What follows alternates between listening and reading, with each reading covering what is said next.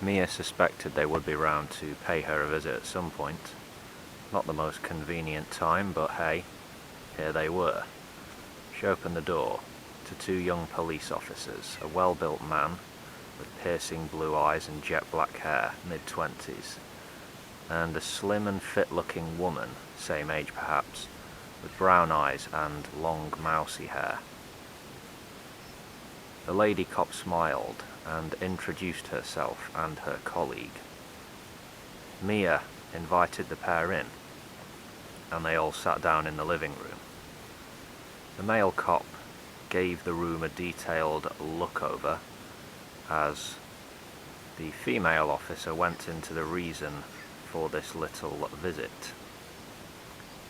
Shadrach had been collared for a number of offences, including grievous bodily harm and possession of a Class A drug with intent to supply. He was looking at a long sentence, surely, thought Mia. She tried to contain a smile. The police asked her about her relationship with this man, and Mia openly described the brutality to which she had been subjected.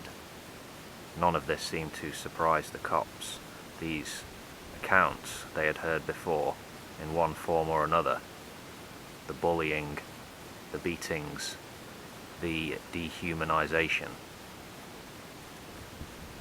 Mia kept her composure for the duration of the exchange.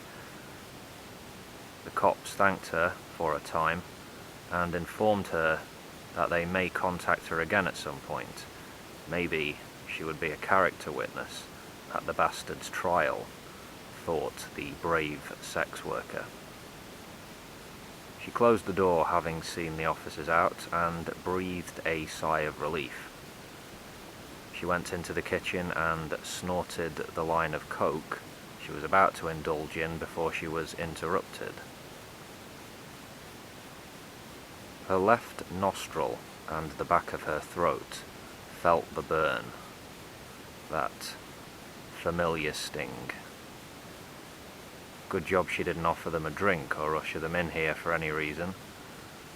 The stale smell of pot hung in the air from last night's session.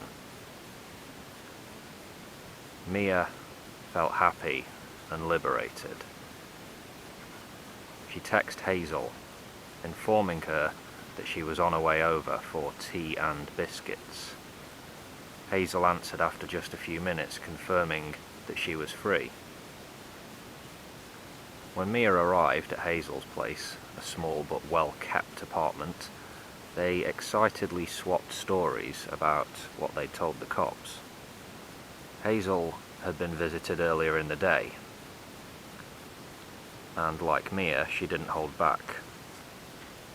Old Shadrach was in a world of shit, and he only really had himself to blame. Mia and Hazel, having turned off their phones and both having had a quick shower, now sat side by side on the bed.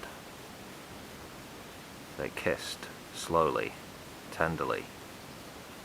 They slid between the sheets, staring into each other's eyes. They caressed each other's hair. Hazel loved to touch Mia's face. She also loved that her dear friend and secret lover could be gentle and sweet one moment, and rough and raunchy the next. Mia gave her oral, with Hazel sat up in bed, full eye contact. Hazel's breathing was hard and fast as she neared orgasm. Mia, sensing she was close, stopped, rolled Hazel over on her front, pulled her back up onto her knees, and, after applying a condom, entered Hazel, easing into her wet pussy. Mia knew her friend. This wasn't going to be a gentle fuck. As Mia pounded hard with expert rhythm, Hazel moaned, groaned, and cried in ecstasy. Mia pulled Hazel's hair into a ponytail and hammered her to a hot and sweaty climax. James was having a bad day. He was on the morning shift, had started at 6. It was now 11. 5 hours had dragged by. Surly customers and the usual crap had gotten to him today. 3 times he had found himself having to fill in for employees who kept going AWOL, disappearing for a smoke or a toilet break without saying anything. He had reprimanded one girl for standing around playing with her phone. He had told her to make herself useful in a forceful manner. Obviously, he hadn't made himself clear, because 15 minutes later, she was slacking off again.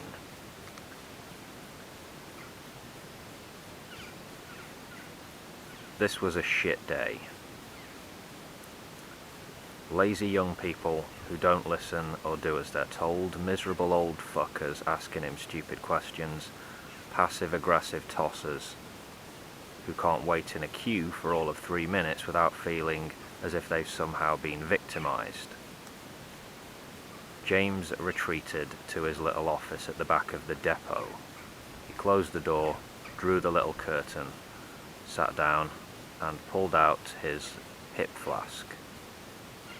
Straight down the hatch, 3 gulps of cheapo brand vodka.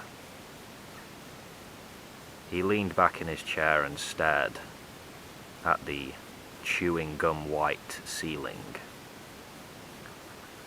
He had a mind to get smashed again tonight, even though it was an early start tomorrow again. But the drink couldn't do what he wanted it to. It couldn't erase his feelings. It couldn't kill the love. It couldn't blot out Mia's face.